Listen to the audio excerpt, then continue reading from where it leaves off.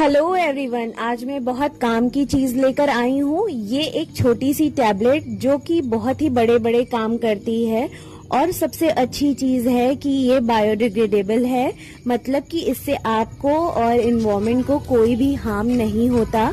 तो अब देखते हैं ये छोटी सी टैबलेट क्या कमाल करती है। इसे हमें एक स्प्रे बॉटल में डालना है विथ 250 ml ऑफ वाटर और इसे डायरेक्ट स्प्रे करना है टैप पे, सोप डिस्पेंसर पे, टाइल पे, फ्लोर पे, जहाँ भी पानी के दाग हो या गंदगी हो। और फिर 10 मिनट वेट करना है, फिर इसे धुलना या पोंछना है। और see the magic, all clean. You can use this in kitchen for gas stove cleaning और burn vessel cleaning. It clears all the stains. बस भाई हो गया, अब जल्दी जाओ अपना ऑर्डर प्लेस करो। 1500 से ऊपर की खरीद पर ये एक प्लांट भी लगाते हैं, तो इंतजार किस चीज का है।